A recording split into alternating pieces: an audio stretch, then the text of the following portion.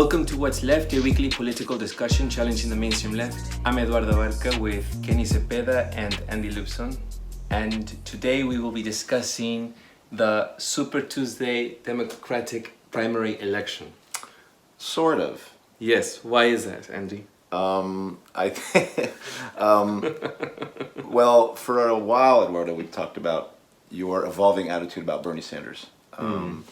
And so I think because of Super Tuesday, because of everything that's happened with Bernie Sanders and Biden and the Democratic primaries, we thought it would be a good idea to talk to both Eduardo and Kenny about their evolving ideas about Bernie Sanders.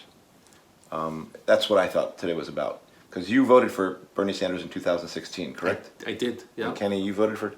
Yes. Yeah, so we have two people who voted for Bernie Sanders in 2016. And I know, Eduardo, you were wondering about whether you'd be voting for him in 2020, correct? Right. Right. Yeah.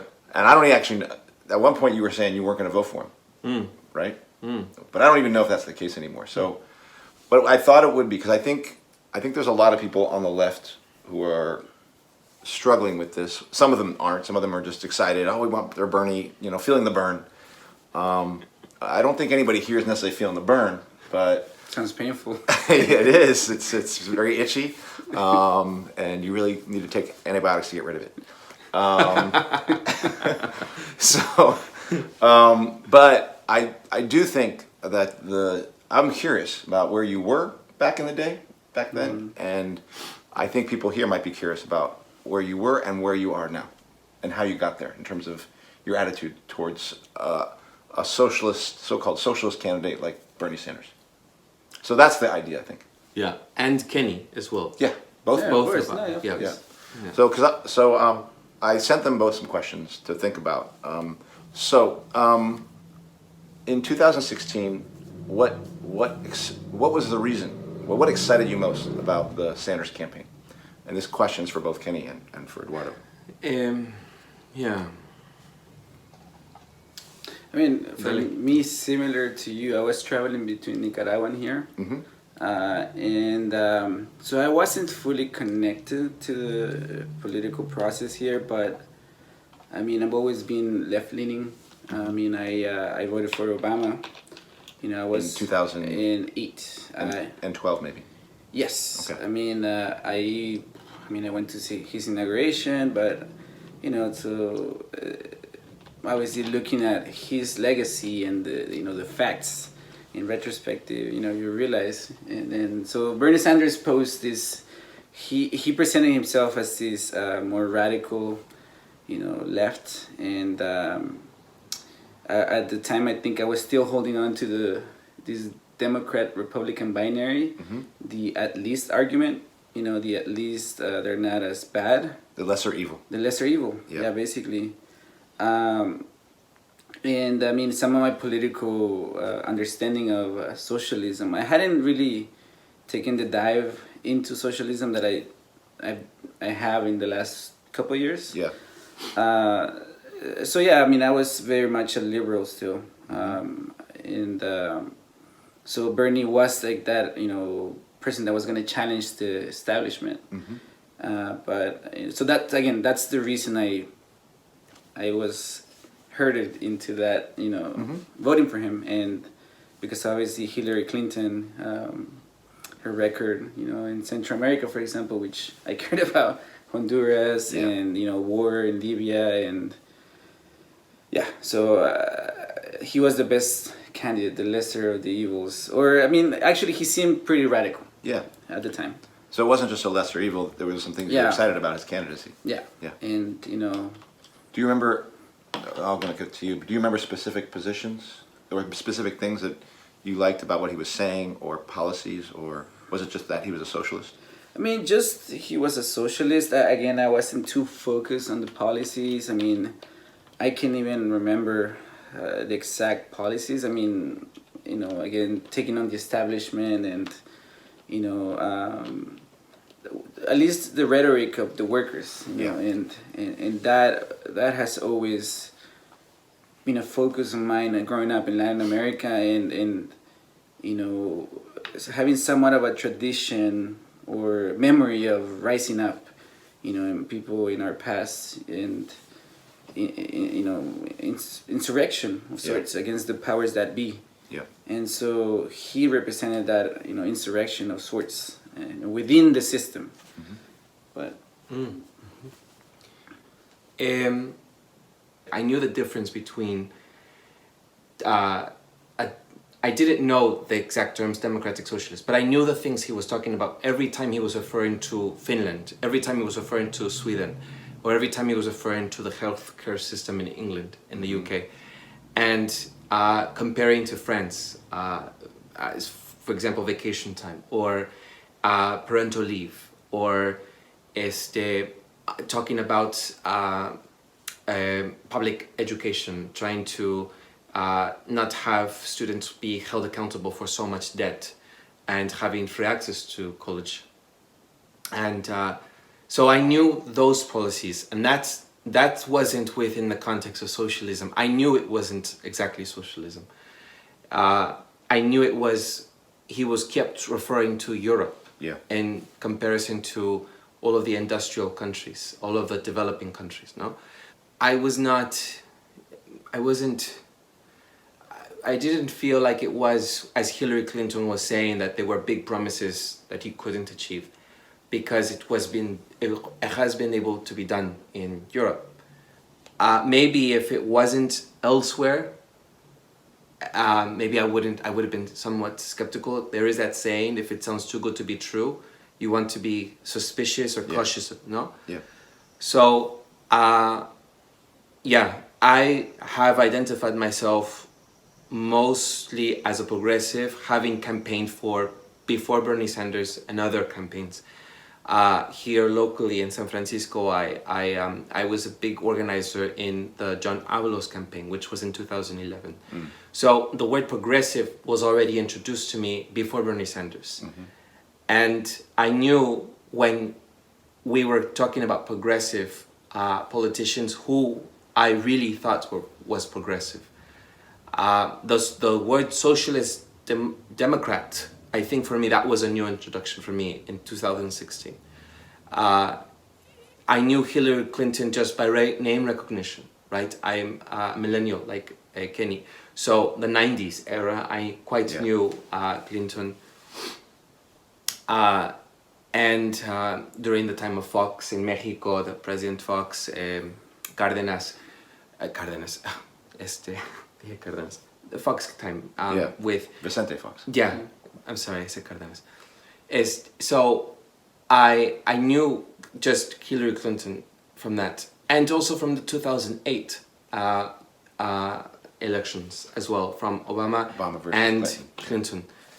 I think for me it was wanting to see a woman, but I knew that from knowing the history of the UK with Margaret Thatcher, she was conservative. So for me it was clear that if it was a woman, it didn't matter. Like, it was going to be like in the UK where you have a conservative woman. A woman's not going to necessarily change the politics of a nation if they still are conservative or neo-liberalist, and they still uphold a lot of capitalist policies. What attracted me to Bernie Sanders was, number one, climate change. Anyone who knows my Facebook sees tons of posts about the environment. And as well as student debt, how college education should be free. I've always upheld that, and I can talk about my own education and higher education and my relationship to that, and how I really do think that it's an elitist thing if you can go to college education if it's not free. And you are talking about 2016. This is 2016 because he talked about so that. there are some things in 2020. Yeah, he said that college should be free. As well as, for me, it was the wealth gap. 2011 happened with Occupy movement, which I was also a part of with working groups. And for me, it was about, when he brought it up about income inequality, for me it was it reminded me of 2011 and the Occupy movement. It reminded me of why people were protesting all over the world. The 1%. The 1% versus the 99%. And when he talked about that, no one else did but him. and I saw videos on YouTube where he was talking about that even prior to 2011, then I said, this is my guy. Yeah. Because I'm for that, having been part of the Occupy movement. And that was also the time when I was in the John Avalos campaign, who is, by the way, I should mention for our audience, he was the former supervisor of District 11 here in San Francisco, which is the district that I live in. Please don't come after me, now that I told you what district I live in. But it's the forgotten part of San Francisco, and he championed a lot of progressive policies. So anyhow, that was the reason why I was attracted to Bernie Sanders and healthcare, because I think healthcare is a right for everyone. I think that you shouldn't have to struggle to get it. So those were the main, for me, points. Immigration, yes, but these were, I think, for me, the ones that contrasted to other ones, and I could go on to a list, but these were the ones that stood out for me. Yeah. Yeah. What about, did you have pretty good enthusiasm? Like, there was that whole time of feeling the burn and stuff like that. Were you enthusiastic? Were you like, oh, I hope this guy's who he says he is? This is a question for both of you, is how would you gauge your level of enthusiasm about that candidacy at the time? I was a little distant, because I didn't, I was concerned about leaving this country at the time, because 2006. yeah, because of personal reasons, and financial hardship and stuff. So I didn't get to be as passionate about him as I was for Obama. And yeah, because I think that's when things were starting to turn within me about the U.S. and moving on from seeing an individual issues, like immigration, which was something that had governed me, for since I was a kid, because being affected by the system, personally, and seeing everyone I went to school with. So that was one of the, but again, I was only looking at candidates in those lenses that were very isolated from another. So yes, I was concerned about income inequality. I was healthcare, but immigration was a big one, and it always, at least on rhetoric, it seemed like the Republicans weren't very immigrant friendly. Right. And so again, but I wasn't, I wasn't super passionate about Bernie. I didn't have strong opinions. Like I was like, okay, he's the more, he's pushing harder, so. He's better than Hillary. Yeah, definitely. Yeah, that's one thing that I will talk about, about Hillary later. But yeah, he was better than Hillary. And not a lesser evil, but actually a better candidate. Yeah, someone with intention, and someone who was trying to upset and bring a different conversation to the table. Yeah. And so, but again, I wasn't looking to make a life here at the time. So that's why I was like, it's not so much up to me. But, so no, I wasn't too passionate about him. But I was going to vote for him. Yeah. I was also in another country. So I feel as if I tried to have as many people engage in conversations with me. I wrote lots of postcards and letters with, if anyone watching this, they will know that I wrote because the US Post Office endorsed Bernie Sanders.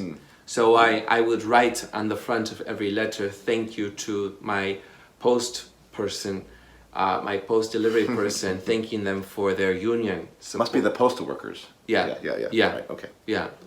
Excuse me, the Postal Workers Union. So the post office would be I'm government. sorry, But either I'm way. so sorry, yeah. So I would write a thank you to the post worker for, as they would deliver the post. In big letters and yellow, I would write thank you for supporting Bernie Sanders, Maybe some of them disagreed, so that's why some of my letters didn't get there, or they probably threw it out to spite me, or whatever. But I that's what I did, I think. And I would hold conversations on Facebook with friends and post things. I think I was a lazy sort of politically involved. I didn't really, I was concentrated on another thing. I was in, the primaries happened in, yeah, I was in France, and then, yeah, I was in France. So I was trying to survive. I was working and lots of things in France. But I mean, my involvement was just declaring my support, as well as engaging in meaningful conversations with people. And yeah, And it wasn't as like some campaigners. I have campaigned in the past, but for Bernie Sanders, I will admit I did not campaign. yeah. Yeah. And so I guess there was some enthusiasm, but you were also a little bit distant. I was away. Yeah. Like I think Kenny. So Yeah. we were away out of this country. Yeah. So We're gonna get him burned. yeah. So the big thing that Sanders would talk about then, and somewhat now as well, is taking back the Democratic Party. What were your feelings about the Democratic Party at that time? You know, when I went to middle school in this country, in James Lake Middle School, I had a middle school teacher. Her name is Stephanie Safran. I will never forget you. She introduced me to Bush, Al Gore, and Nader. And I learned about what it was to be independent, for, in this case, Green Party, outside of those two. I'll never forget that. I thank that 7th grade teacher for introducing me about third party politics. And so I did wonder if Bernie was an independent as a Vermont senator, why did he run as a Democrat? I would have wanted him to run as a third party. In 2000, and the debates, he was asked this in 2015. And he said that he had his team had looked into it. And it is true what he has said. If you run as a third party, take Jill Stein. If you run as a third party, you will, the Democrats and the Republicans will do everything in their power to not allow a third party in this country for you to run. It's not like in Mexico or in Europe where you have multiple parties. Yeah. Here you have only two, and that's it. They will do everything in their power to uphold that. So I knew that I trusted his word because he said he had looked into it. And I knew that he had worked with a Democrat caucus in the senators' chambers. So I knew that he had an affiliation with them. So it made sense that he would run as a Democrat for me. And he said he would run as a Democrat to change the way that politics and the Democrats were running. He would change the way it was running. I had some skepticism about that, but I trusted him as an individual within that, as he was running. Yeah. Yeah. So the question was about the Democratic Party, right? Yeah. So by 2000 and about the party. I'm talking about Bernie here, That's and fine. you're talking That's about fine. the party No, but I think- itself. I'm sorry, I fine. didn't. That's fine. I should No. talk about the Democrat Party. No, I mean, yeah. I think you're basically. I was talking about Bernie. I think you answered the question. Yeah. I apologize. Yeah. But by 2008, Obama comes to power. He comes on the back of the million people march for immigration. You know, this is so again, that was part of my thing that I cared about. Yeah. You know, looking around, looking at my community, and immigration was a big issue. And so 2006, 2007, Occupy also comes, 2008, right?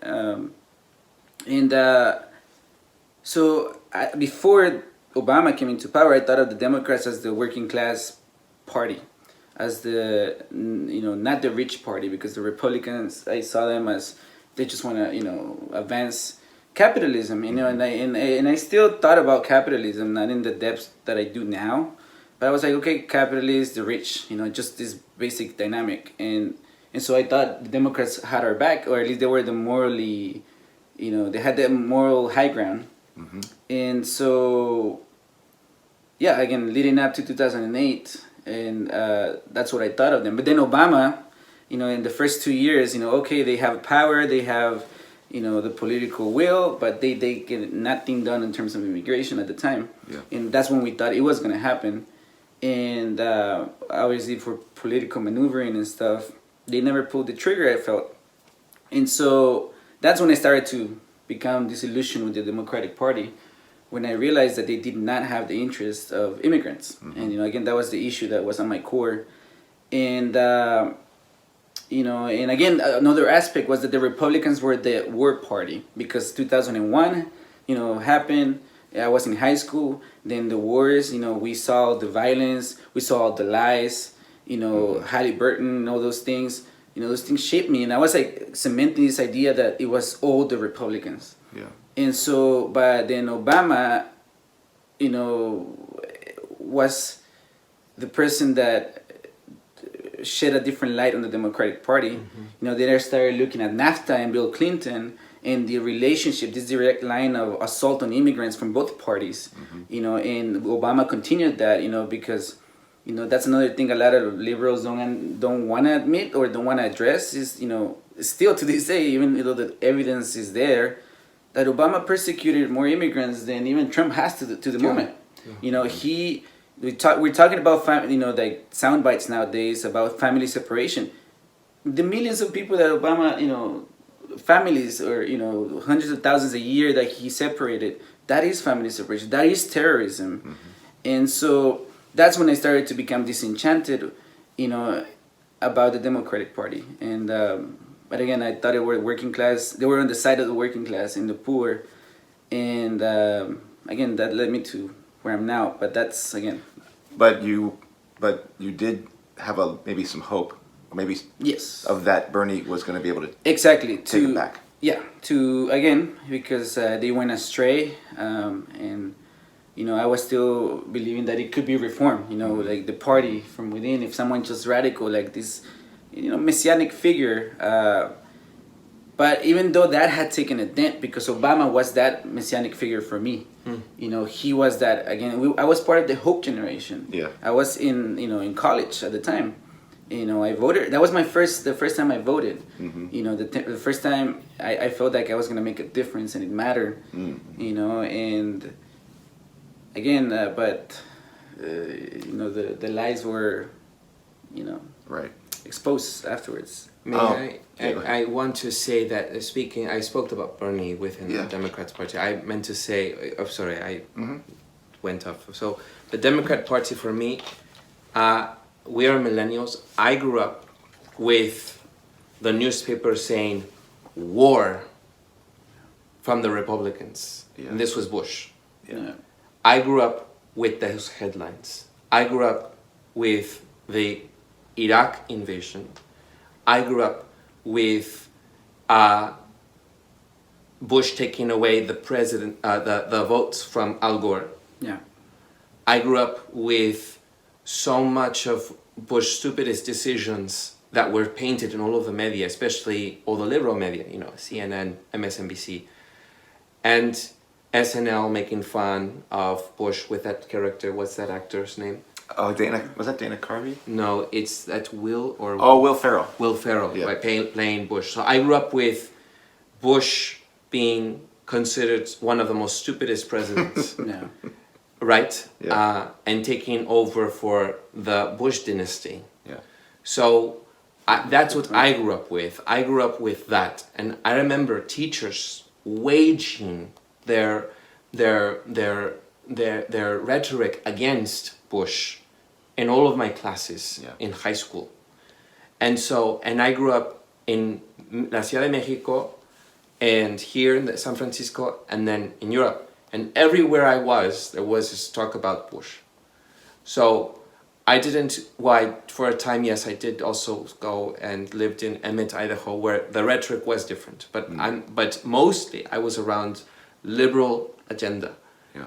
And I was painted this picture about the Republicans, of how they were. And so the Democrats were, to me, considered as the moral or the conscious party. When I saw those newspapers of the New York Times with pictures of Iraqis with a black hood or bag over them. Right, with the cloth, torture centers, Abu naked, Ghraib and stuff like that. being amontonados, ¿cómo se dice amontonados? Corralled or, you know. Put together, a bunch together, and being put like estas pinzas, ¿cómo se dice? Were electrified. They pretended to like we will move. You're going to be electrified with the torture techniques from soldiers. Yep. And then Guantanamo happened, right? And 9/11. So the way that Bush handled 9/11. So for me, the Democrats were painted this other way because this was the time of Bush. Yeah. When I was growing up. The better alternative. So when Obama came, and you had this contrast, and he was the first African American candidate because Jesse Jackson ran in 1988, the year I was born, right? Also an insurgent, by the way. So for me, seeing Obama, I remember being here on 8th and Brennan at this big concourse site, and all of us went there to go hear Cornel West, Dr. Cornel West, all of the young people. And we went to go here, and there were so many levels, and you could see in the atrium Cornel West was talking and convincing people like myself that we had to change what was happening at the state of the White House. And this was contentious between Hillary Clinton and Obama. And the message of hope, that slogan was so great. Even if, we were all cheated and lied about. I'm just saying that the slogan was great. It's magic. Hope, hope, hope, hope. And then still using the slogan of Cesar Chavez by saying, we can, yes we can, sí se puede. That, taking up that and using again Martin Luther King Jr.'s Bible when he was taken on oath. I mean, the visual images for me are so clear why I was supporting the Democrats at that time. We were young, Kenny and I. Yeah. We were malleable. We were impressionable. So the Democrats, I think for me at least, I'll speak in this, I was conditioned to think that was. Although I still remember though, Miss Stephanie Safran, who said about the independents and the third parties in the back. So for me, this was the reason, my relationship with the Democrats. And who else was talking about is the gender and sexuality community issues? Who else was talking about immigration, even though he did not help or anything like that? But who else was talking? Certainly not the Republicans. And that's where I think we were fished, right? So about inclusion and, and the marginalized. And the rise of identity politics, right? So this is why, for me, the relationship with the Democrats were, for me, the best choice. Yeah. So I aligned myself with the Democrats at that time as an impressionable young person. Yeah. So there were there misgivings at the time, even in 2016, about the Sanders campaign and the mission that he said he was on of, I'm going to take back this country, I'm going to make it like Europe, social security fully funded, and all the things you're talking about of student debt being dealt with, and healthcare, and even talking about socialism. And of course, to get the Democratic Party to become the party of the working class again, those kinds of things. Were there things that you had doubts about, even in 2016, about what he was saying or what he was doing? Personally, I think I was skeptical in the sense that, all right, I was starting to think of it as a system. You can put one person, but, it's a system. I wasn't calling it capitalism. I was calling it politics, like independent from, everything else. It was just the politicians. If you change the politicians, if you put good politicians, they'll change the system. And so, I think I was still like, okay, he'll need support. He can do this alone, but he's very well meaning. He won't get everything done, but he'll get something done. So again, I wasn't convinced that he was gonna change everything. But that he could get something done. I did. I was somewhat. I I never rejected the notion of socialism or communism. You know, at the time, just like many liberals, we you know, talked about Castro and, you know, and like these rebels, right, of that have opposed the empire, because I mean, you know, empire has always been in my mind. Yeah. And I've always looked at the U.S. I mean, I grew up knowing that the U.S. had intervened in Guatemala, in a lot of Central American countries. That was part of my education, you know. Yeah. And so again, but I was focusing on bad politicians, you know, and bad moral character. So if someone again, you know, could start to turn the tide, in that thing, I was like, he's the least worst at the time, or he's radical. That's what it seemed like. Yeah. But Yeah, I mean, and one other thing I want to add is that Obama also sold us on getting out of Afghanistan, by the way, I should say, which was another reason why. And Bernie Sanders, I did trust him. I knew he had a strategy. The strategy is have high expectations, have demand high, and if you demand this way, you're going to get this way. Right. You know, So negotiate. you try to demand real high, so you land somewhere where Right. you would have not landed had you demanded at Nothing, you know, very little. a practice Yeah. or practical Yep. negotiation. So I knew that it wasn't necessarily going to be fulfilled completely, but what inspires me was that he was shifting the conversation way to the left, where Hillary Clinton, you can see her slowly evolving from the way she was saying from the beginning of her campaign towards the end. There is a funny SNL video on YouTube that you can find where she is herself, and slowly the character is putting a white wig and then changing and talking like Bernie Sanders, because she eventually did begin to take up some of the things he had said, and using the word progressive, but she started adding to it, the progressive who gets things done, or and but I did trust, because I thought, well, if he does not, or he's not able to accomplish everything, he will at least leave that as his legacy, so that we continue on the work. Because I don't think, honestly, one person can do it by themselves. I really don't. I'm not that fooled by it. Mm-hmm.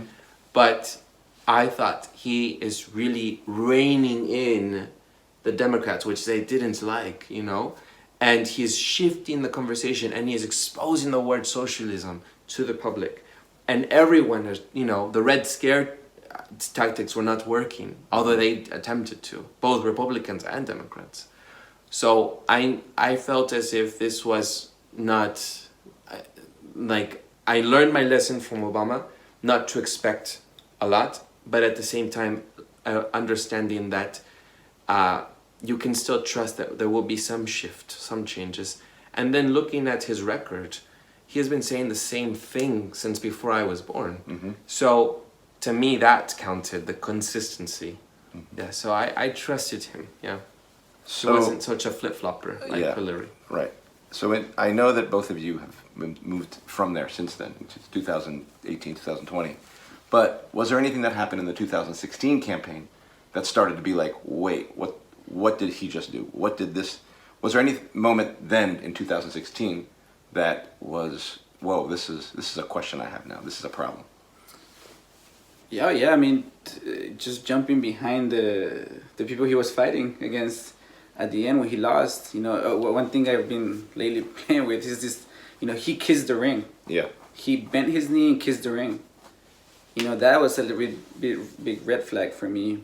If you're such a radical, if you're against the system, if you're anti, you want to change the establishment, why are you kissing the ring?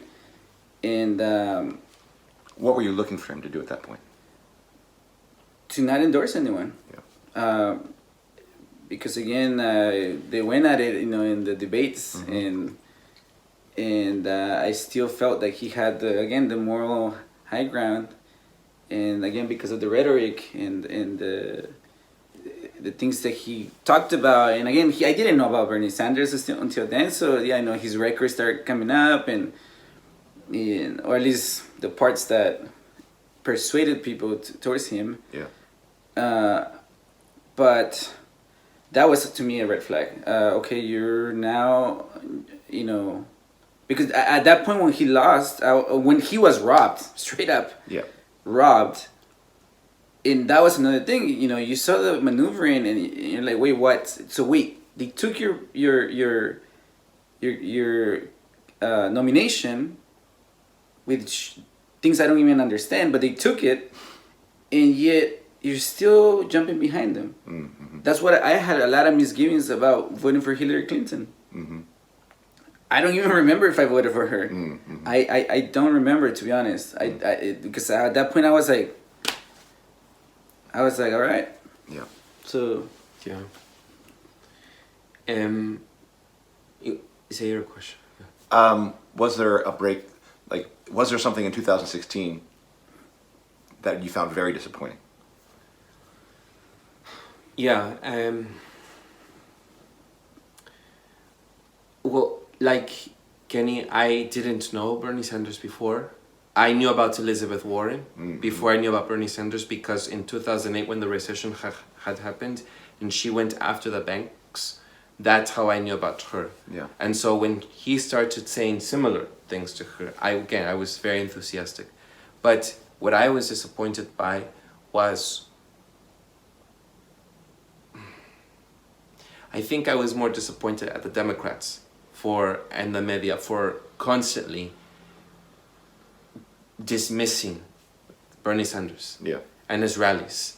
And they would jump to Trump, or they would jump to Hillary, who they endorsed unequivocally, indirectly, if they did not say it out loud. Mm-hmm. And they would give lots of attention to Trump. And Bernie Sanders was winning here in Nevada, and and people were not paying attention. And they was, he's having a little celebration over there. And he had these massive rallies, and Trump, because he pays people to come, he thought, well, who are paying these people, to go over there? But I was disappointed when the WikiLeaks came out, and it was by, what's her name? Schwartz, isn't something? She was part of the DNC. Yes, the woman with the curly hair. Yeah.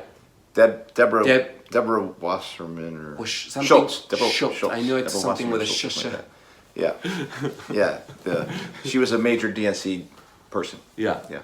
English names are so hard. Everyone complains about Spanish. No, the thing is that she was, the WikiLeaks happened, so it was clear who they really were wanting, Bernie Sanders. Why didn't Bernie Sanders come out? And he did say the establishment, but I felt he should have come stronger at the DNC and the Democrats, and possibly even consider, with all this momentum that he had, to go third party, to break away, but he didn't. And that was my disappointment, that I felt he should have. And when Hillary Clinton won the nomination, he supported her. And I remember watching on Democracy Now! The DNC, and there were the Bernie's supporters there, and they were protesting. Yeah. And the DNC were so dismissive of them. Yeah. And it was very condescending. And Bernie made a lot of people feel like, why didn't you stand up for us, especially the young people? Because there was a huge young people turnout, and inspired so many people for this old 72-year-old at that time man, and you had this massive young people support. So I felt he had to take responsibility for that as a leader, and he didn't. And instead, he told us, we have to obey. We have to concede. We have to kneel. We have to kneel. Yeah. And people didn't want that. So I thought that was very disappointing. Yeah. Mm-hmm. Yeah. You want to say anything? I mean, just maybe that might be a next point.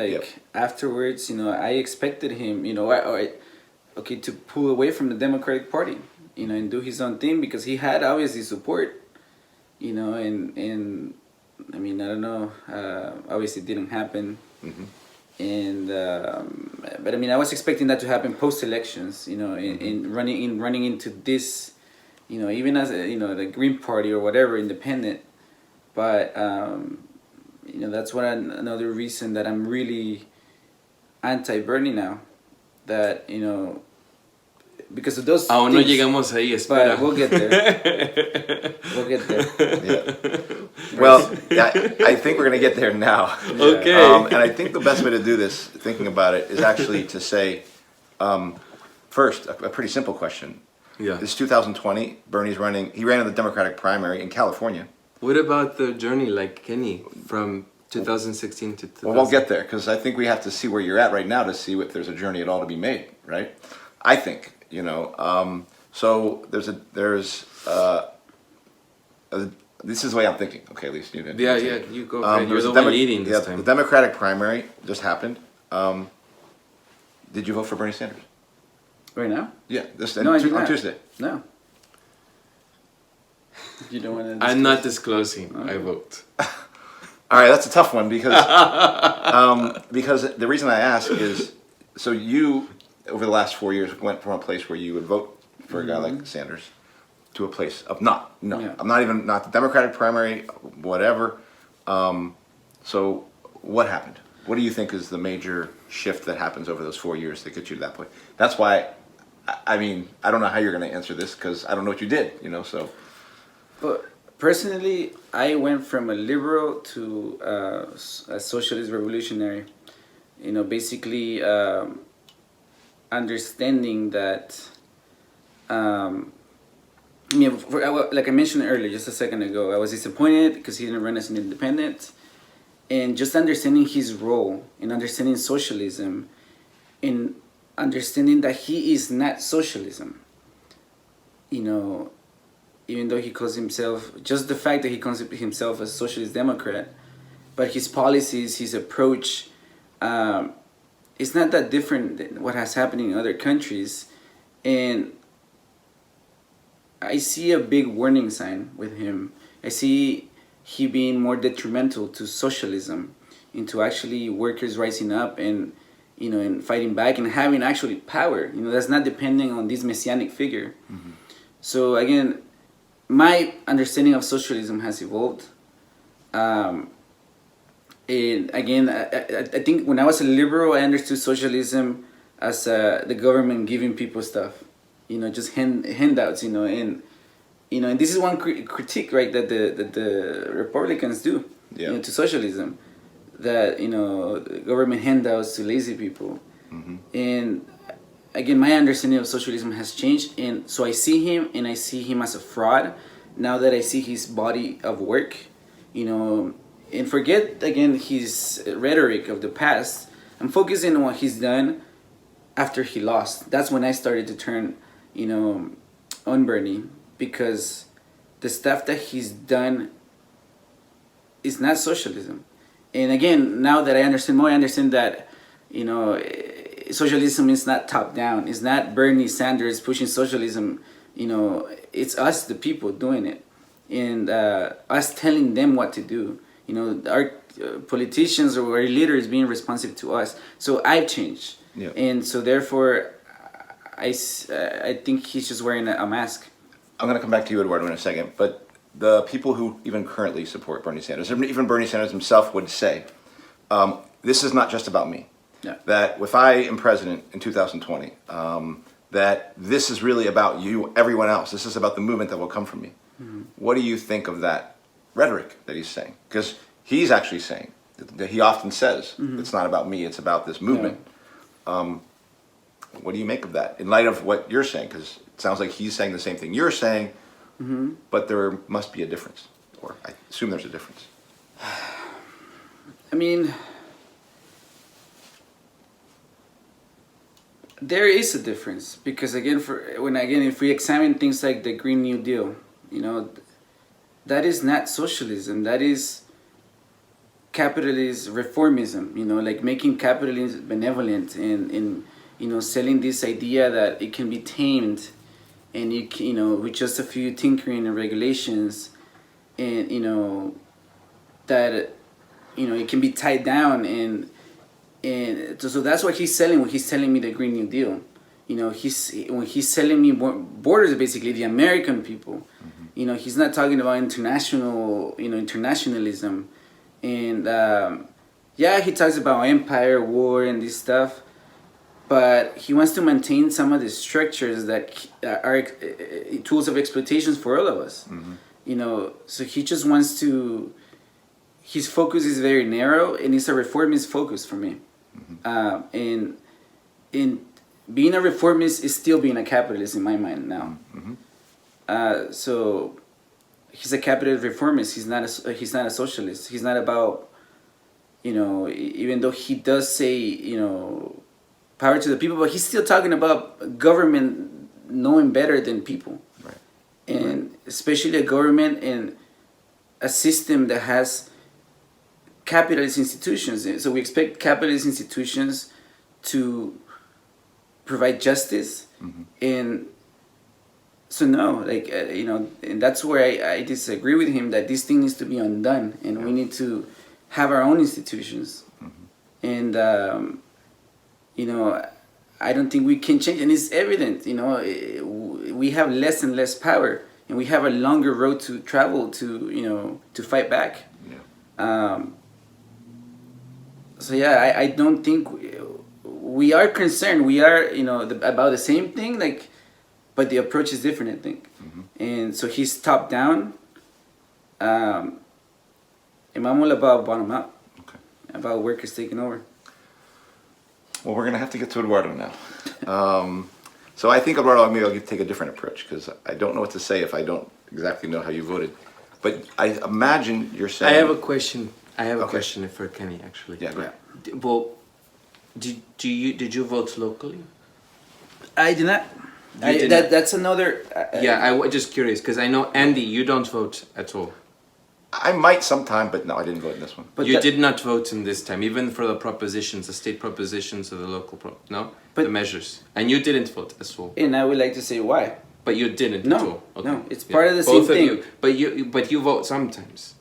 I mean, there could eventually be something that would be like, I'll vote to stop this guy from taxing my sugar, right? My sodas. You should stop voting. I did that for the public. You're getting in people's way. Exactly. And you because I want to vape too. I want to be able to vape freely. You don't vote at all. This is my first time not voting at all. But are you? But I'm just talking in general. Do you vote at all? I used to. I did. But will you vote into the future? It's something that I wrestle with. Again, I'm not local, even if it's not national. But again, it's the same thing. Again, we end up voting for things that we think are better. Will you not vote? Well, I don't think it's that simple. Again, and I would like you said, you don't want to mischaracterize me. Yeah. My reasoning is that we end up voting for a lot of things we think is benevolent, but they're not. Right. You know, like the liberals and Democrats loving taxing poor people to teach them better because you know, taxing their coping mechanisms. Yeah. You know that, and then in turn it gives tools for police to criminalize people. Well, I'm talking about like judges or bonds or anything. Well, it doesn't have to be judges. That. So are you? Because he, at least, I know that you will vote sometime in the future if you feel like it. You're not saying no completely, no? Yeah. And Kenny, I'm not quite sure. Are you? No, I didn't vote this time. I can tell you that. And for the future? I don't know. You might. Because I don't know is not definitely no. No, it's for I maybe. agree. Yeah. Because one thing that I wrestle with is that this notion that you cannot fight back if you're just treading water. So you two sometimes vote. Yeah. And I always vote. Okay. So I want to be clear with everyone. Because I think... You're more yes. You're more on the more high ground here. Well, go ahead, Eduardo. But I'm getting somewhere with yes. Yeah. I have changed the way I see my vote, is what I'm trying to get at. Okay. Which is the reason why I still vote. Yeah. I have lost my confidence in the electoral politics and in the elections and process. This is why I'm talking about. Not just because I'm a high moral or anything. No, really, I am. No, I really am trying to distinguish something for everyone here. I now have lost my confidence in voting. So what I'm about to say, right, has to do with Bernie Sanders. I consider it as just another count statistic, like signing up for the consensus, like getting your demographic down. Right. That's how I see it now. I don't think that it will make any difference. So to answer your question about Bernie Sanders, I did vote for Bernie Sanders. Why? Because I knew California will go either way with liberal, and I just wanted to put down how many people went for this and went. I agree more in alignment with a lot of those reformist ideas. I cannot say I'm a revolutionary socialist like you both claim to be. I really am not. I've said in this, I've been very transparent with everyone that if the revolutionary train is there, I will hop onto it, and I'm waiting for it. We have 7 or 8 different episodes where Yeah, you can where attest. I You are say on that. record I as have that. said that all the time. And still, within the circles of liberals and progressives, I'm constantly attacked. And I'm attacked here. So I'm nowhere- attacked by both shelter. revolutionaries, socialists, anarchists, and I'm attacked by progressives. And everyone thinks that I'm a fraud. No? You all think I'm a fraud. They think I'm a fraud. Everyone thinks I'm a fraud on the left. No one said fraud. I don't say fraud. Flip-flopper maybe, But but you not both on the record have attacked me, and Yes. it's question. fine because I'm thick-skinned. The point is that I did vote, and for Bernie Sanders, I voted to count, just to tally. I knew California was going and will for the November elections will not go for Trump. I predict this now. Hold me accountable to it because it has shown from the past. And I knew Bernie was probably going to win California, given how much he has really put energy here. So I just wanted, just as a another Latino, that hear some of those progressive reformist policies. Yes, I am in alignment with some of those, like free education. Like I am concerned about the environment. Like I do think that healthcare is alright. I don't think this is the way anymore for me. Hold on. I don't think this is the way for me anymore. Yeah. I wouldn't run as a Democrat. I would not run for this binary system. I don't have confidence in the presidency anymore. And for the November election, if it comes to Biden or Trump, I'm not voting for any of those two, because to me, those two are the same. So there is a difference in my vote. I wanted to be very clear why I voted. It's like, to me, it's like filling out the consensus form. Can I try to? You can challenge or no, anything. I'm not challenging. I It want to does try not to matter. clarify. No, so in 2016, when you voted, Yeah, that was not a just fill it in. No. That was a vote for something. yeah, Yes. yeah. So this time when you voted, when you voted, you were not thinking, "Oh, I'm changing this. I'm changing No. that." So Yeah. that's one thing I hear in the difference. Yeah. So 2 questions. What caused that change? Yeah. Is that about Sanders? Is that about something else that caused that change? Not so much in Sanders, I hear, as much as the electoral system and voting and things like that. Can you say something about that? Just one more thing. Even if you do vote, our votes, the popular vote, is not counted. It's the electoral college. So again, it does not matter. Or it's super delegates and Right. whatever. Yeah. So what has changed is seeing how the Democrats are against Bernie, and Bernie allows it. It's seeing the Democrats, as we had mentioned in an episode, go after Bernie, and Bernie allows it. It's that I have lost my confidence in Bernie, because we need a strong leader. Yeah. And I understand that many of my friends looking at this will probably be upset from what I'm saying. And I understand their reasons for their confidence in a person, because a lot of people are disillusioned with La Revolución. They don't think that it will happen. They're disillusioned. I understand that sentiment. And I think it's all right to allow the space for that, because people are really tired and they're exhausted and they want something different, and they do get disillusioned.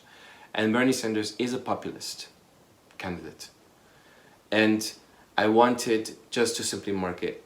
I don't have confidence in Bernie winning. I said this in an episode when we did predictions. Yeah. I don't have confidence. You're looking right now. I think it's looking much more your way. Yeah, I don't have confidence in the process, the election process, and I'm just waiting for something. And we're not going to go discuss this now, but I am waiting for some revolutionary thing to happen. Someone to push the train. So you can jump on it. So I can jump on it. Yeah. Yeah. Yeah. But you gonna say something? No, I mean just So would you now to get you on record? Would you still vote on like measures and things like that? Yeah, I will. Yeah, I will, because some of these things, like Andy and I, like you talked about soda tax. In the last episode, for me, it wasn't just a soda tax. I don't really care about the soda tax. Yeah. I care about having a buffer, and we disagree on this. Yeah. For some of the things, for example, building a dam. Mm-hmm. If we could vote to stop a dam being built from a resource, a natural resource being constructed over or being tampered with, I will vote to stop that. And that's why I'm upset with Andy when he doesn't even vote for that. Because for me, it's, if this revolution will happen, at least some of us will try. Wow, that finger is really wagging today. Some of us. You see how good I've been as the interviewer, and I look You can vicious. challenge. You're being vicious. But that's Some of and us. we had that disagreement too on for the climate change episode that Some of us that's will the- at least create buffers around the destruction of natural resources, which take years. If I've given this example in the last episode. If there are acres of redwood forests that there was a measure on a ballot that people would vote for to either cut or not cut, and you're not going to vote, these trees will not grow back even if your revolution comes. Your revolution will not have these trees come back. It takes thousands and thousands of years for old growth redwood forests to grow. And you think that your little vote does not count? It counts for the local things. I understand when you talk about electoral college, but you dismiss how at least creating some of these protective buffers as we're waiting for the revolutionary train to happen. Some of us are there making sure that there is stoppage to that. So I will say. I mean, just. I have to just be the interviewer today. Oh yeah, you gotta be neutral. But I don't have to. Attack me later. No, but Go on, I will still stick by the redwood forests. I know that's a different, but even that's why I think, as long it's like a cancer, you can put a band-aid on a symptom of cancer, but if you're not attacking the cancer itself, the body's gonna die. Well, then attack the cancer, and in the meantime, do both. You see, that's the thing. Okay. It's black and white for you both. And it's not that simple. Well, it's complicated, and I believe it's not. you can do both. You can have the revolutionary come when the revolutionary will come, and at the same time you can take care on these natural resources until that revolution comes.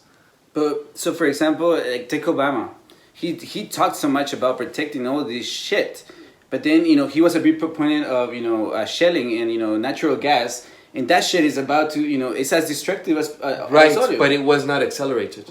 A lot of the natural resources that were under the Obama administration have been able to survive. Yellowstone National Park, the drilling that happened in Alaska, he stopped. The pipeline that happened, he also decided to veto. There are so many things that could have happened that now you see there is an estimate. I will link to a link how much Trump has accelerated what Obama did do, because he was not clean. He did not have clean hands. But it was a struggle with him constantly. And Trump, under Trump's administration, you have accelerated the drilling and destruction of our natural resources. Accelerated. And I agree. And I don't deny. No, I agree. I feel like sometimes you all both, okay? We're climate deniers. I agree, but again, why is Trump in power?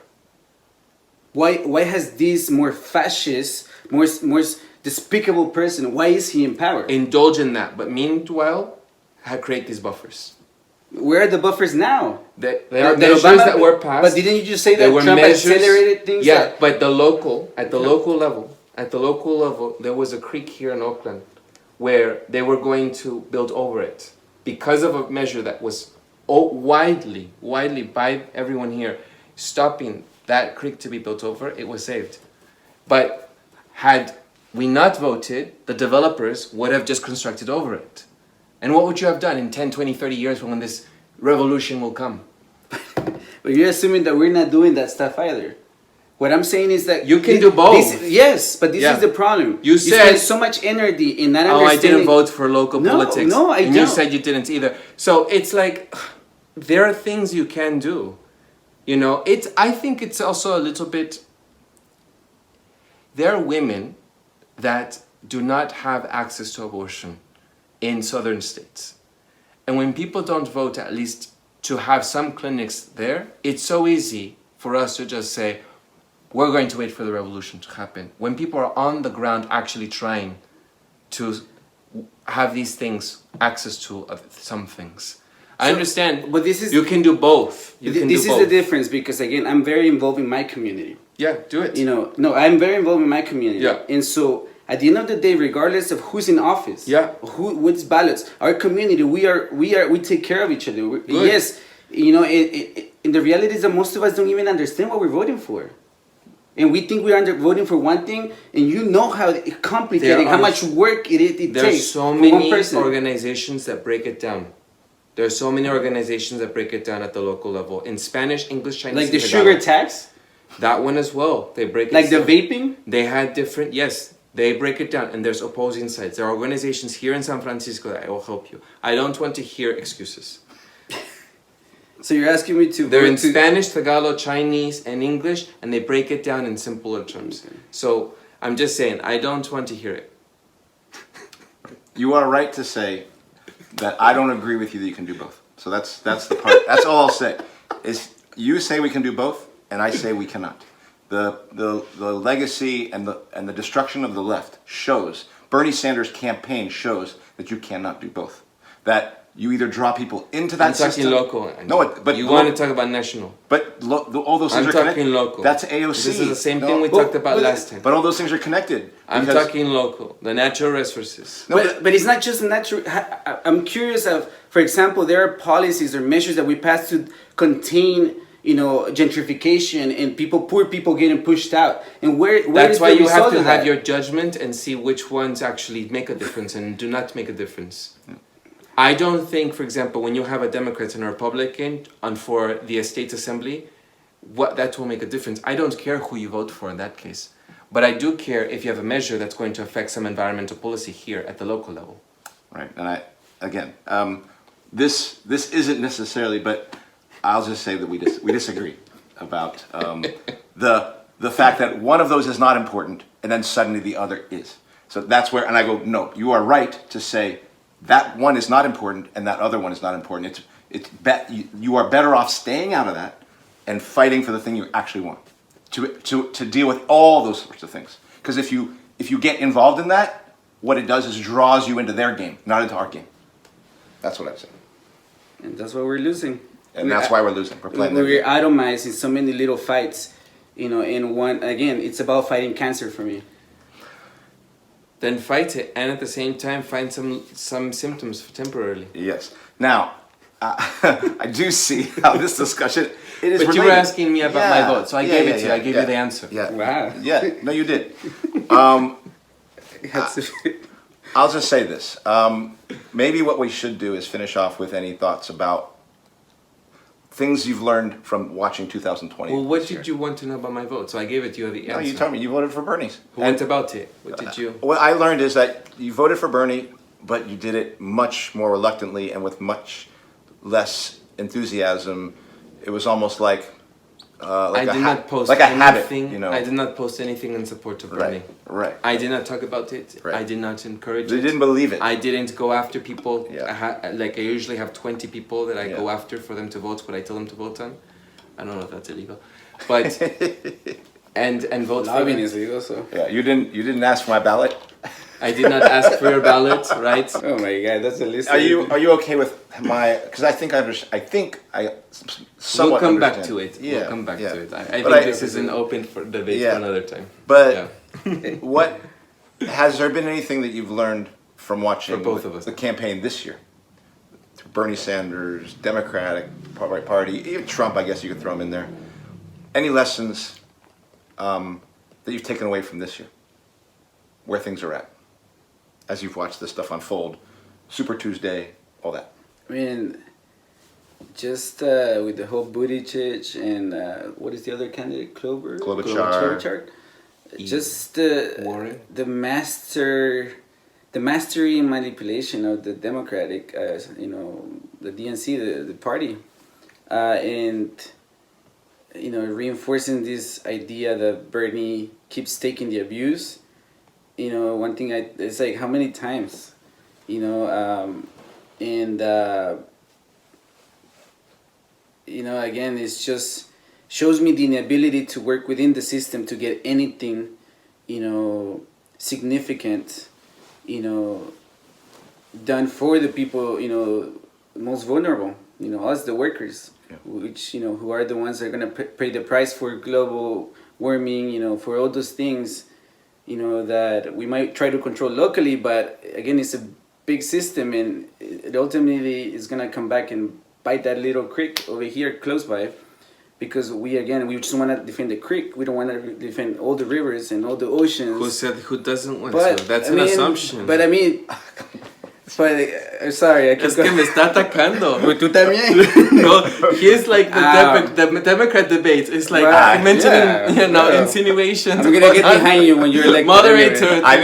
We need a more active, aggressive moderator in this thing. But just again, don't side jab me. To me, it reinforces the fact that the Democratic Party is a dead end to the left, to revolutionary or whatever. And again, the word revolution, we had to talk about what that is in another episode. But just changing the power dynamics and giving power to the people. That's ultimately, I mean, again, in a summary, what I think of revolution, flipping the power, to the masses.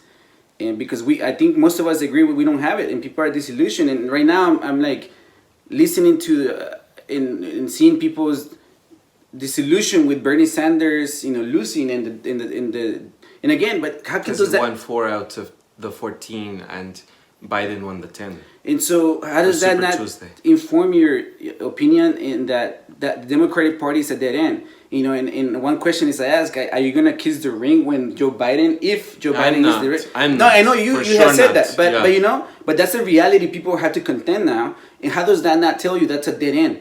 That the Democrats will do everything in their power to steer things into a dead end, so that basically, again,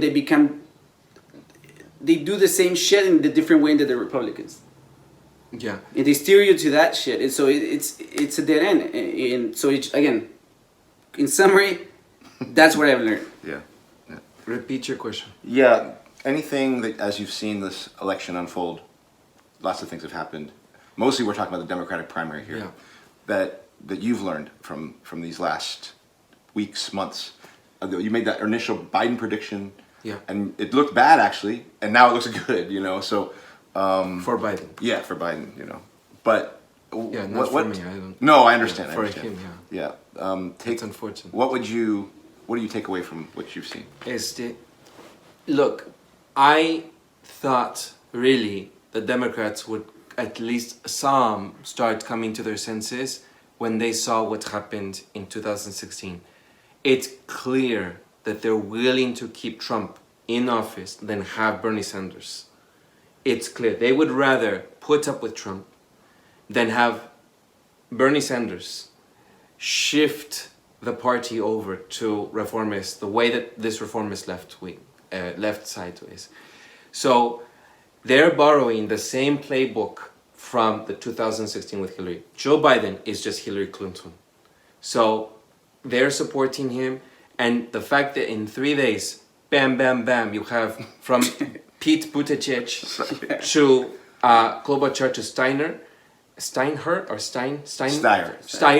Steyer. And now Bloomberg. And then Bloomberg, but that is later. The three, bam, bam, after Saturday for Carolina. Yeah. That in clearly, I know there were conversations behind the curtain Obama that were had, yeah. that they were having and said, we cannot have Bernie Sanders win. You are not making it. you have to go behind, you have to support Joe Biden, because he's going to need your votes. Otherwise, you're splitting the party. And Pete supported Joe immediately. Klobuchar supported Joe. And so that's Steyer. I think Steyer. I believe so. I believe so. Yeah. But Which is no, he was 1%. Beto O'Rourke. Yeah. And then Bloomberg, who spent, oh my gosh, millions of dollars and did not even Hundreds win. of millions. $500 million. Can you imagine? He is just in 3 months, right? It's like just I can do anything. It's just an ego thing, you know. I don't have to win. I just have to spend, get my name recognition at least. I mean, I'm not really losing, and the stocks will go up for me. Yeah. You know, and so I know I posted, Donald Trump tweeted, and I want to read that tweet actually, but I reshared it on my Facebook. This is the one you sent me.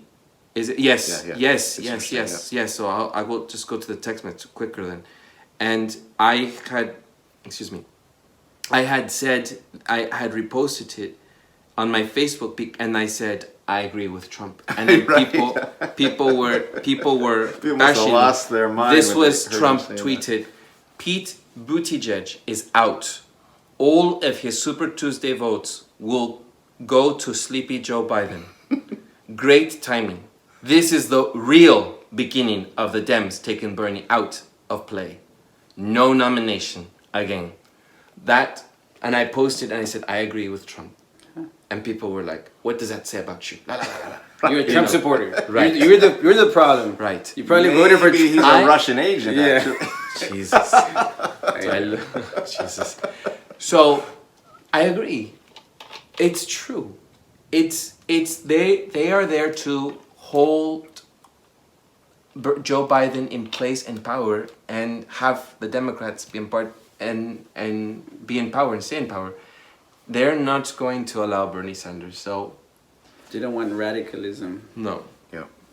Even if he's not as radical as you both Yeah. like, he is different, at least. I will just say the word different. If you both don't think he's radical, he is different from the rest.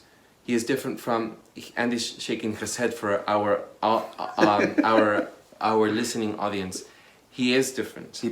I would say he plays a different role in supporting that same. You said the word different, so he is different, yeah. Yeah, he plays a different role in supporting that same apparatus. He plays a different role to keep but Joe it's Biden different. afloat, so that Joe Biden can declare wars, so Joe Biden can screw the poor. So he plays a different role than Biden in making sure Biden can do what he needs to do. Yes. Because at the end of the day, he's bringing the more radical Democrats to the table, and many will not vote like you for Joe Biden, but many will, because they want to do at least we're beating Trump. The lesser of two evils. Yeah, Yes. and and this is towing the party line. So that's how they bring you into the party, and so there is no future for the radical left in the Democratic Party. Anyway, I was hoping I could share my thoughts about what because I think This is not about you today. Kidding. Well, you're kidding, done. kidding, You kidding. get 2 minutes. I've been talking.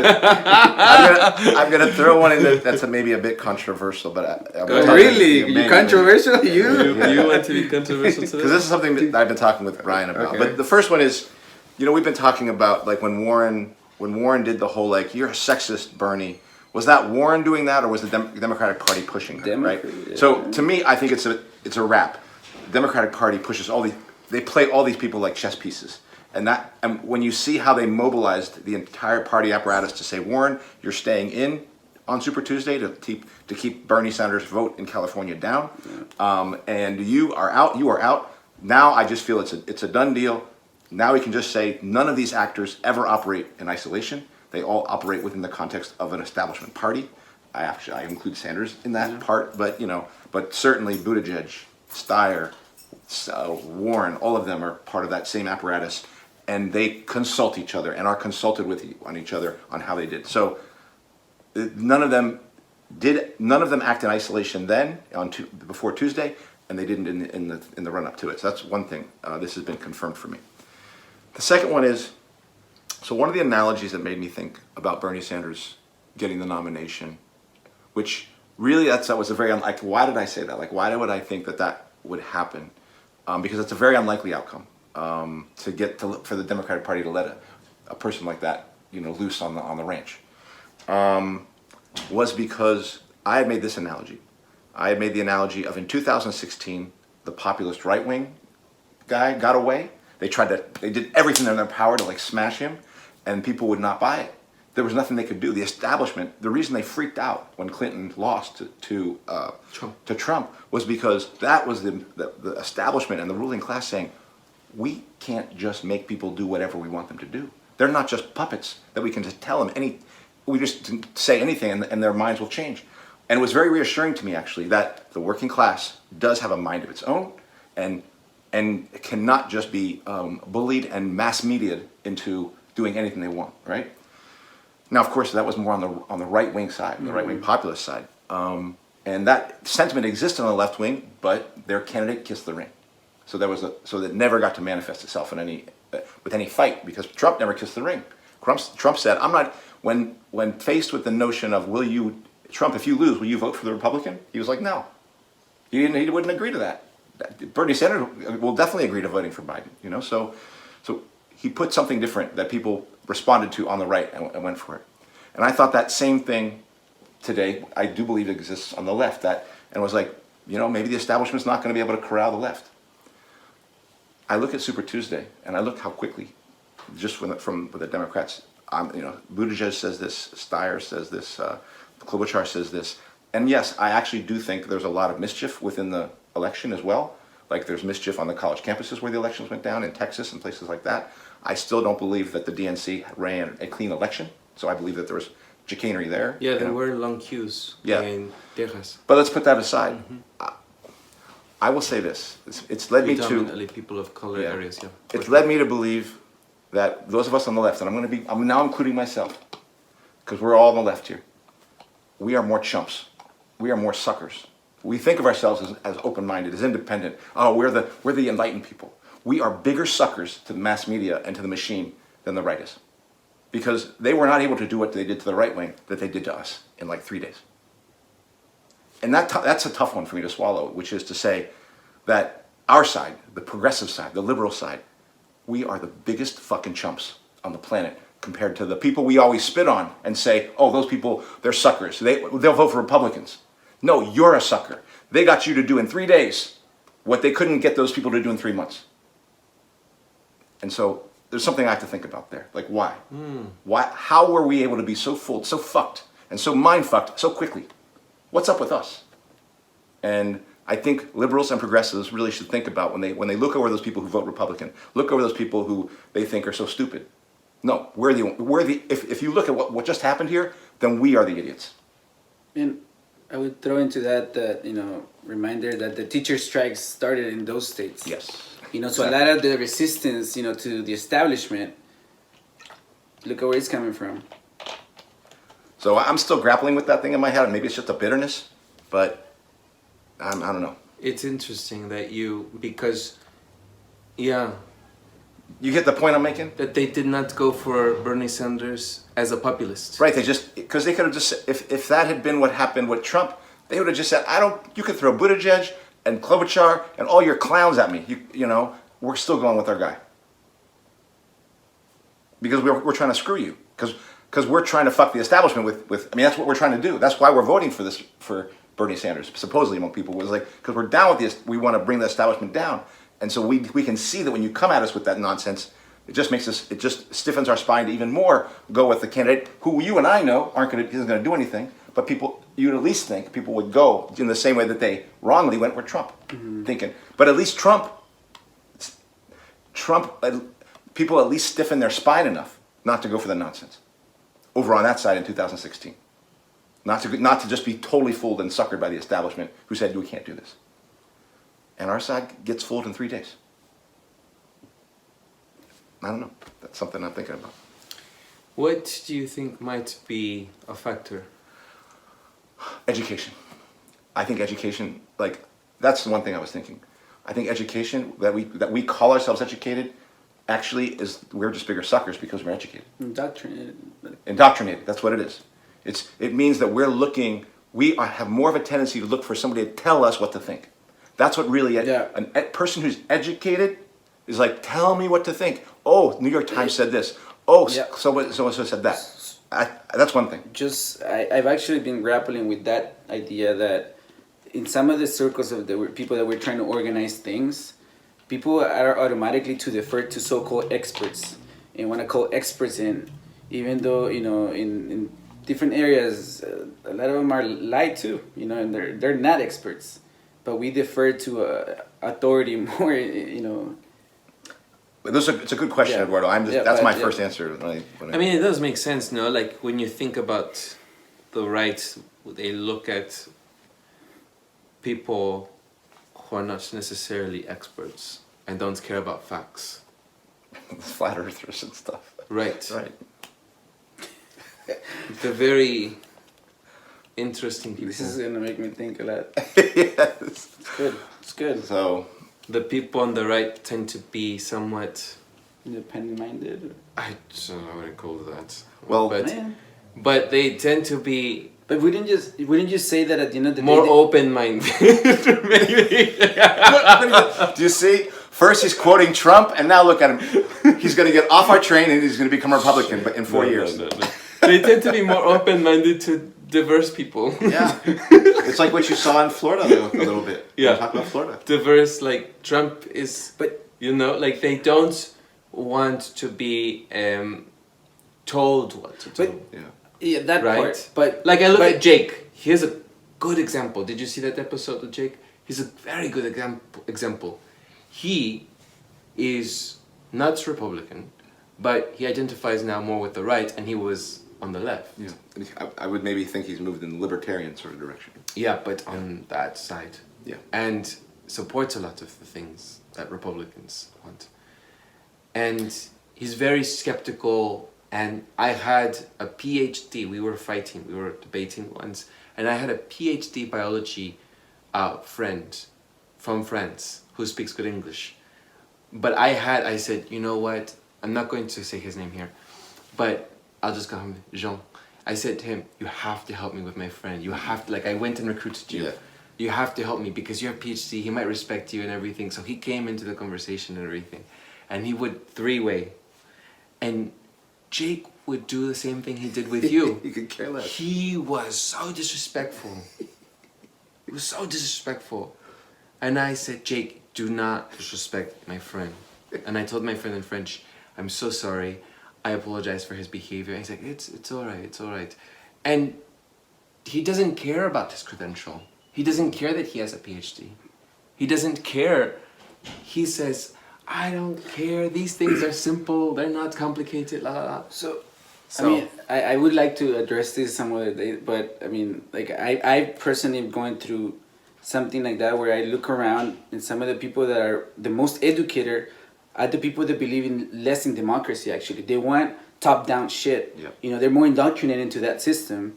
And for example, even like I brought it up in another episode where I think some of the rhetoric or the things that we should be talking about, like why the fuck do we want more capitalist government? And that's they're talking on the Republican side about this, but the left is not. We want more government. We want to tell people what to do. Yeah. We are all about sensible gun control. Right. Yep. But they're like, we don't trust the government. Mm-hmm. So these things that again, I think we as workers who have been cheated, lied on, trampled on for so long, on the left we're not looking at these things, and we look at them as backwards people. Yep. And it comes down, I think, to me, to elitist bullshit that comes from the holes of academia. And because I was that asshole with my family, I thought I knew better. I did. I thought I knew better because I went to UC Berkeley, and then they needed to learn some shit. But now that I listen back, and my brother fought me on so many things. My mother did too.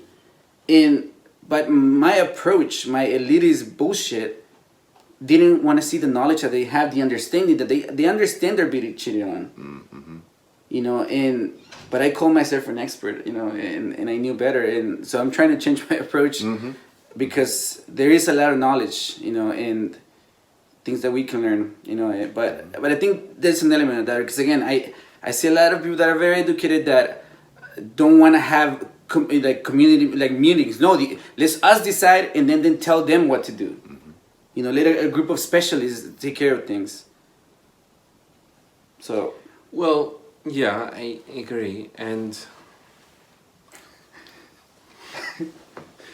yeah, you both think I'm elitist, or what? So are you looking at me like that, Andy? I know you. You have called me elitist. I told you. I think you have. I think you do.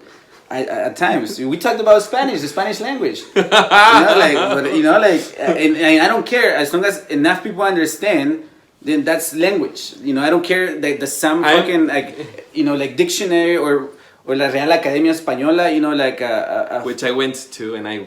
Like some institution that defines what's right and what's wrong. No, if my family understands, that's perfect. Yeah. Touching base on this, I think that. I remember we had a conversation and I said to you, Andy, the right says so many stupid things, but you don't really care. You attack when the left says what you consider stupid things. But why do you not care? And you said you were contemplating about this and you said something that struck me. And you said, I think it's mostly because the left are arrogant. Do you remember? I do, yeah. We were in the car. And you said it's just the way they come off. It's arrogant. Whereas the right is sort of, they'll say it, but they don't say it as in form of arrogance. It comes off in a way that's just, they're just giving their opinion, they're listening to you, they'll give your, but the left undermines you. The left will say that's wrong. And then in this culture, cancel you. Yeah. What is the cancel culture? When they will say this person, they label you, and this person is... This person is sending out Trump tweets. And needs to be canceled. And that's why... Right. And I think that's why the left loves percentages and numbers, and... No, I think there's... Why I was going to go with this. I think those have a place as well. They do, but they again... have a place. But that's why I don't think it's elitist. I think we need to measure things. Yes. We need to try to measure things. We need to try to have some sources to verify. We just can't be arbitrarily everyone deciding that this but that's is not red what I'm and this saying. is... It's when when you come to someone and you want to treat them, and tell them and shove shit down their throat, they're gonna resist and build walls. Because that happened with my family. I've seen that. I've seen it with other people. No, that's not a conversation. That's you telling people. Right, but I have learned that you have to talk to people as a group and not individuals. That's what I have. But you're still talking to when people, you talk not to talking people with in a people. group, people sort of don't. We're going into a different world here. Yeah, but whatever. But we'll put this on the next episode. We're at an hour and 36. Yeah. Okay, well, let's wrap up then. But I think that when I have talked to people individually, they feel threatened by me because of their ego gets in the way. They don't like how I talk something, and then my language, the way that I talk about things, I know someone that the three of us know, that she is clouded or distracted by my presentation or the deliverance of what I am saying than by my content. And it's hard to reason with people like this, but at the same time, I have noticed that when I speak as a whole with other people, this person, as well as other people, tend to sort of listen to how other people are reacting. And then they sort of shift along with the group. So I have learned that individually, yes, the message cannot get through. But if you talk indirectly to people, this is my strategy now, that somehow everyone is sort of will listen, but now they're all deciding as a group, I think. Anyhow, this is one, but we're steering away. Yeah. Any final, thoughts on this? I think this is very important that you brought it up. Yeah, and I probably will keep most of this conversation that we've had even here, because it's been connected to all these things. So I probably will keep it. We'll decide when we. Or you can make some black and say this is where or whatever. I don't know. When y'all watch it again, you'll see. You love it chaotic. I do. But I think you both did a very good job today. And I appreciate your. He's the expert. No, and I think we had a good conversation about this. I think it was interesting to me. Hopefully people will find it interesting. Yeah, hope so. Wow. We have a few possibilities for future weeks. We still have your friends who we need to I'm do a still following up, weekend thing. Special ed.